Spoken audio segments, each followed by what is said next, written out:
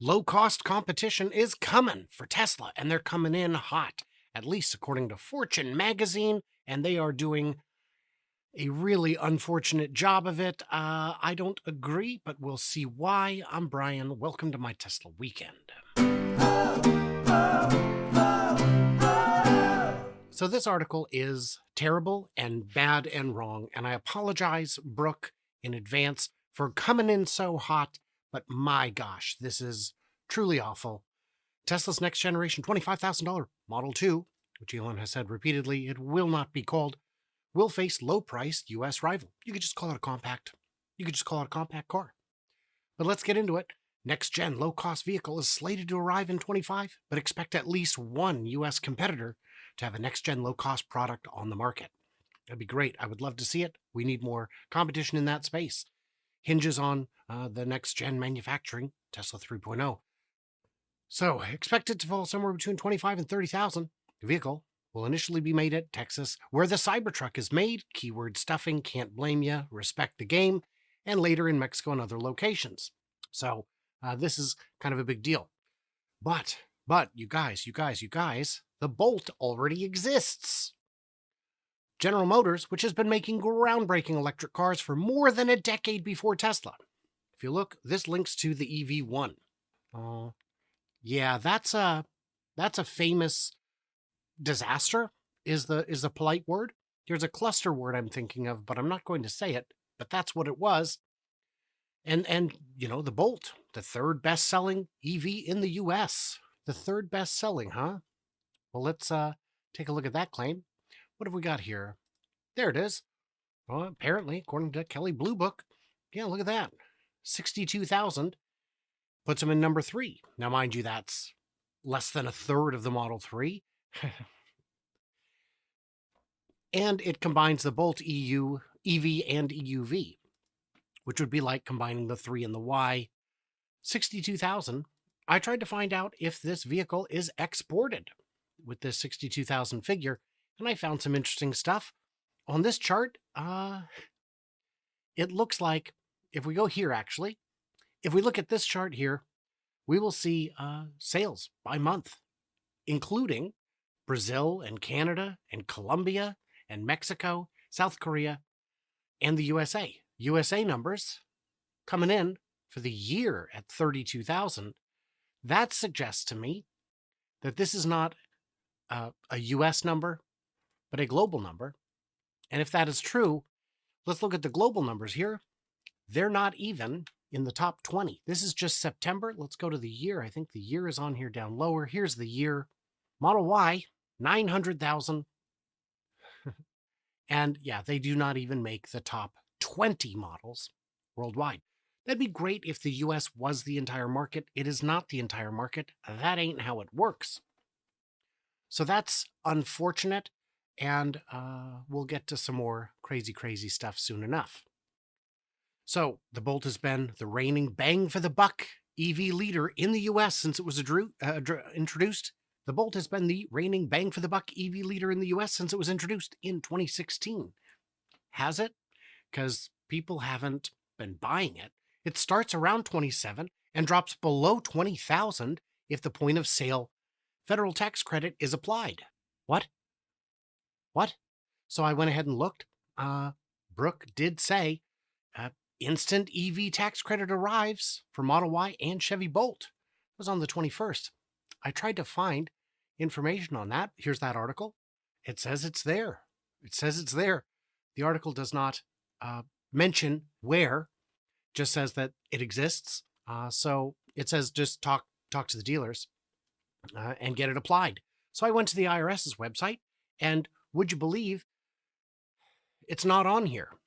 And if you want a breakdown of all the vehicles one by one, there's a page you can go to. So I went to that on the fueleconomy.gov website, where it lists all the vehicles. Select your dates, select your models, and well, here's the list. Chrysler, Ford, Jeep, Lincoln, Rivian, Tesla, and Volkswagen Finito. The battery for the Bolt is not made in the US. It doesn't qualify. They are working to get batteries that would work for that, but they are not there. So we've got GM is delaying EV production. So this means we've got some time. We don't know which models are slated for big delays versus small delays, and it's crazy. So let's go back here.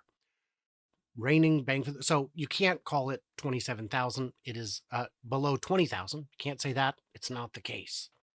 GM plans to introduce its own affordable competitor. Odds are the Bolt will scoop up sales long before Tesla launches the new small crossover. Who said it's going to be a crossover? I mean, I get that it's Motor Trend is saying that, but that's something you should push back on. You need to fact check your sources if that's your single source. I famously will not report on something if it is a single source rumor. I'm not familiar with a specific plan on a specific form factor. We just know compact. Compact crossovers, not a big thing. It means Tesla will have gone many years with virtually no new product. The Cybertruck is the only new nameplate in as many as 4 years, except that we did refresh the Model S, the Model X, and now the Model 3. Those are substantially different vehicles, but I get it. I'll allow it. That's fine. They're still growing their sales while others are struggling, so maybe the number of models isn't the big way. One way GM could save costs is by using lithium iron phosphate. That'd be great. So let's take a look here.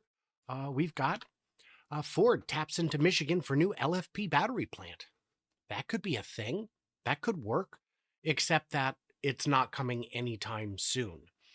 It's going to be at least mid-26, by the end of 2026. Yeah.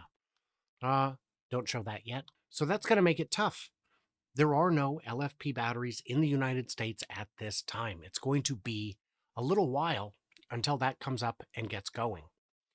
So, yeah. And it even says right now they're still using the nickel, cobalt, manganese batteries. It's not time for the LFP battery yet. So is General Motors going to beat Tesla to the market with its next low-cost Bolt? No guarantee that it would be an early market advantage. Well, we know that because GM had a groundbreaking EV a decade before Tesla, and it hasn't necessarily helped them. So I'm going to say that that's probably not what they need.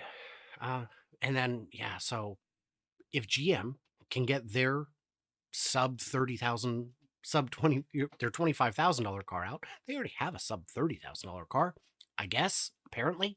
Will it matter? Maybe. But Tesla makes really compelling cars. They're a lot better. Note that Tesla lowered the cost of its EVs with the Model 3 in 2017, but it never broke the $35,000 barrier, at least not on a sustained basis. $35,000 in 2017 is today $43,799.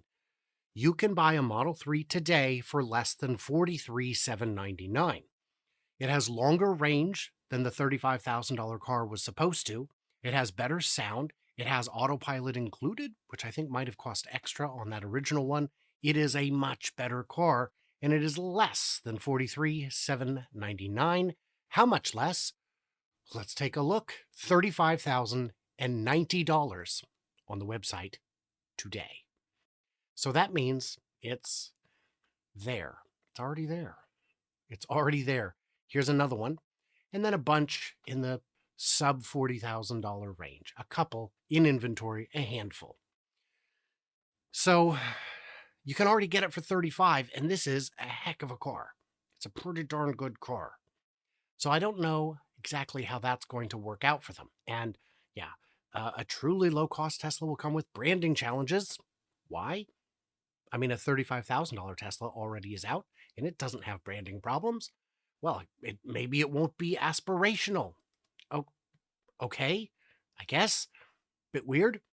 I would focus more on folks like Volkswagen. They're hoping to have a $26,500 one. It may not come to the US. If it's good, I don't know why it wouldn't, but it ain't. Then you've got other cars that are already quite cheap. The Bolt, under 30. The Bolt EUV, Nissan Leaf, Mini Cooper, and the Hyundai Kona, under 35. Boy, that Hyundai Kona for 35, or for $200 more, you get a Model 3. I can see why that may not be selling all that well. So then we've got, yeah. The fact is, GM is losing money on every car they sell, even the Bolt. As far as we can tell, GM believes that they will start making money on EVs in 2025 as higher margin models arrive. They are already not making money, they are already losing money. That's not ideal. How are you going to keep going down market when anywhere down from here is no money at all, is negative? Because they're not eating into the sales of the likes of Tesla and BYD, they're eating into the sales of General Motors themselves. They're stopping the sale of high margin internal combustion cars in favor of low margin electric vehicles. That's a tough ask. Comparatively, we've got Tesla, who profit falls after price cuts in China and other markets. Yes, Tesla has been cutting prices famously, and it's been eating into their profit, but the profit still exists. It's still real. Shareholders may be panicked a little, and I don't blame them, but that is just kind of how it goes. They're still profitable, even with a $35,000 Model 3 available today. So I don't know what to tell you, except that maybe the sky is not falling. I know I've said this before. It remains true. What is going on over at the Motors of the General? I do not know the answer to this question. I don't think anyone does. But what I do know is that, again, apologies, Brooke, but this article was not good. It was not good.